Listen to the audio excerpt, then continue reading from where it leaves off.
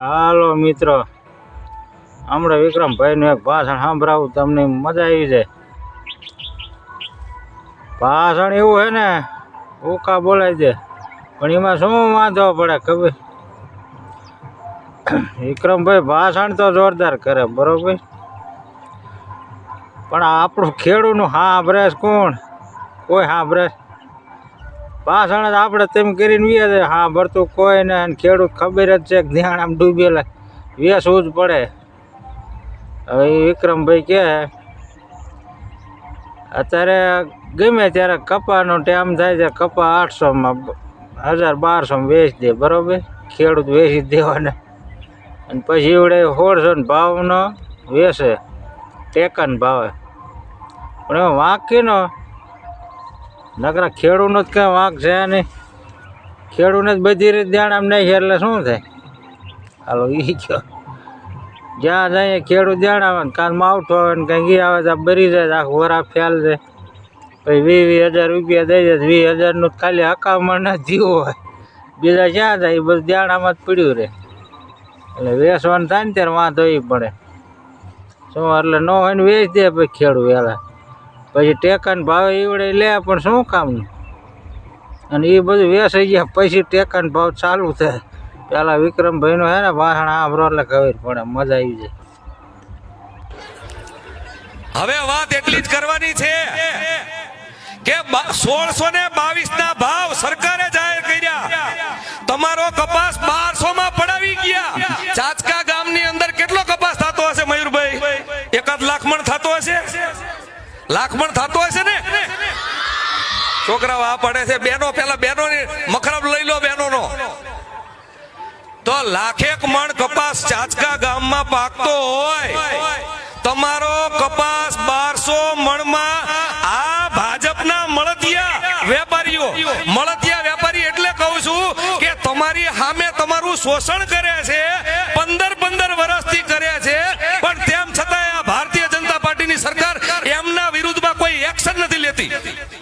એટલે એમના મળતિયા હોય તો જ એક્શન ન લે ને, નહીતર આપણે તો અહીંયા જો અહીંયા સામે પોલીસ વાળા બધા ગોઠવી ગયા છે. તો આ ભાજપની સરકાર એમના વિરુદ્ધ કોઈ એક્શન ખોટું કરતા હોય, જાહેર લૂંટ ચલાવે છે, તેમ છતાં એક્શન નથી લેતી. એટલે ભાજપના મળતિયાઓ, આ વેપારીઓ 1200 રૂપિયામાં તમારા કપાસ પડાવી ગયા, અને 2 મહિના ફેરે પાવડો પછાડ્યા વગર, એક પરસેવાનું ટીપું પાડ્યા વગર આ મળતિયા મને 400 રૂપિયા ઠઠાડી ગયા. સાચું ખોટું? સીસીઆઈએ ખરીદી કરવાની ચાલુ કરી, પાછલા બાયણેથી એમણે સીધા 1622 રૂપિયામાં, એમાં તે સીસીઆઈ નો હપ્તો બાંધેલો 11 રૂપિયા પ્રતિમણ, યાર્ડ હોય તો યાર્ડ નો હપ્તો બાંધેલો 11 રૂપિયા પ્રતિમણ, અને બાકી 1600 રૂપિયા છે. એ 1600 રૂપિયા 1200 ના 1600, 1200 ના 1600. તમે વિચાર કરો, ચારાના 1200 રૂપિયામાં આપણે આપણી મજૂરી પડતર ન થતી, અને આપણે 1200 માં દઈ દેવાનો નહીં. પાવડો પછાડ્યા વગર 2 મહિનાની અંદર 400 રૂપિયા ઠઠાડીને 1600 માં વેચે છે. ખરું ખોટું? હાલો તમે ભાષણ તો સાંભળ્યું, વિક્રમભાઈ જોરદાર ભાષણ કર્યું, બરોબર ને? પણ હવે સરકાર તો ગમે એ ખરીદી કરે, મોડી ચાલુ કરે, બરોબર. ખેડૂત પાસે માલ બધો ખૂટવા આવ્યો હોય ને, ટેકાન ભાવ ચાલુ થાય એટલે માલ ક્યાં વેચ્યો હોય? બધા દલાલ આગળ માલ બધો અહીંયા વ્યો જાય. પછી ટેકાન ભાવ ચાલુ કર્યા હોય ને એ પછી એવડે વેચે. ખેડૂત પાસે કાંઈ હોય ને શું વેચે? બધું જીવ જ હોય, બધું દાણામાં જ જીવ હોય, શું વેચે? બધું દલાલ જ વેચે. પછી તો એટલે આમાં ટેકાન ભાવ પછી તેમ કરો કે ન કરો, શું કામનું? ટેકાન ભાવ કરવો જ તમારે અગાઉ ચાલુ કરવું પડે. શું નોરતામ તેમ ચાલુ કરી દો તો ખેડૂત માણ હવે કપા ઉગાડવા મળ્યા હોય ત્યારે ભલે ને તમે ચાલુ કરી દો. જેને ટેકાન ભાવમાં વેચો એ ન વેચી દે. આ તો હાવ હે ને ખાલી 60 ઊભી જાય, ટેકાન ભાવ ચાલુ થાય. ખાલી 60 છેલ્લા હોય ને, ડોસ્યું ફોલતા હોય ને, આપણે કઈ ઝીંડવાનું ડોસ્યું બોલતા હોય ત્યારે ચાલુ થાય. એવું થાય બોલો. અને એકમાં મગફળીમાં કહેવા તો ભલે મગફળીમાં હોતે છે ને કાંઈ ન હોય ને ત્યારે ચાલુ થાય. બધામાં એવું જ છે.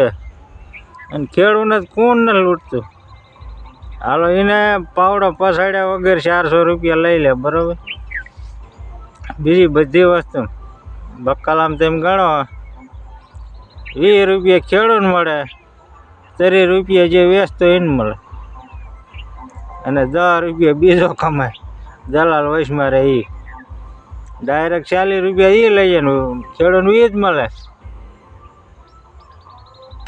60નો કિલો વેચે, પછી 20નો લે ને 60નો વેચે, 10નો લઈને 40 વેચે. આવું બધું કરે એમાં શું કરે? હાલો ખેડૂતને બધે માલ જ એટલો વાવવો પડે કે ઇતકા રેકડીઓ લઈ લઈને વેચે નહીં. ખેડૂત અહીંયા જ વાંધો પહેલે. સરકારે હે ને ખેડૂત માટે કાંઈ સુવિધા કોઈ કરી જ નથી. પહેલેથી ને આવી હાલે છે ને આવીને એવી હાલ હોય ની વાત. તો હવે કાંઈક સારી સરકાર બને અને જો કાંઈક સુવિધા સારી કરે તો ભલે, ને ખેડૂતને બધા લૂંટવાના જ છે. સાચું ને મિત્રો? અને બધી રીત લૂંટવાના એવું ને. તો લીંબુ જ્યારે હતા મારી જ વાત કરો ત્યારે 120 ને 25 રૂપિયા ભાવ હાલતા. હવે ફૂટી રહે 3000 પૂગ્યો. હાલો 3000 ને 2500 ખેડૂતને મળે.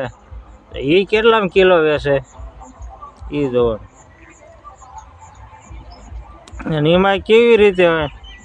એક બાસ્કું હોય ને એના 3000 ને 2 થયા હોય ને તો 2000. 2 બાસ્કા થાય 2000. તો 4000માં 2 બાસ્કા જાય ને એક બાસ્કું 3000માં જાય. ફાયદો કીને પડે? એ વેચવામાં એટલી બધી ધ્યાન તમારે દેવી પડે. 2 બાસ્કા કાઢો તો ઓછો ભાવ આવે ને એક દાવ તો વધારે આવે.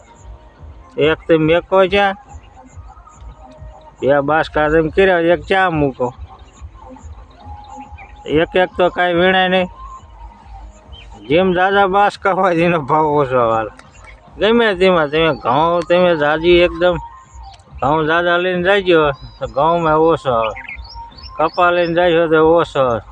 તમારી જો ઓછો માલ હશે, કપાની એક ગાડી લઈને જશો ને તો 1500 રૂપિયા આવશે, અને 100 મણ લઈને જશો ને તો 1200 આવે. આટલો ફેર પડશે. લે હાલ કપા તમારો એ નહીં ભલે હોય જાજુ ભારે એટલે ભાવ ઘટે. આ જીરામ કેમ 4000 ઘડીકમાં દેખાડે, અને 5 કિલોનું વજન કરીને શરૂઆતમાં 25000નું માણ જીરું આવું કરે. ભલે ને 5 કિલો જ હોય અને વેચવા ટાણે પછી 4000 નો આવે. હાજર મિત્રો તે સારું હાલો. જો આવું જ હાલવાનું. હવે સારી સરકાર આવે ભલે ને સારું બધું થાય જ ભલે, ને ખેડૂત નામ રેડવાનું રખાયેલા રહે તે સારું હાલ.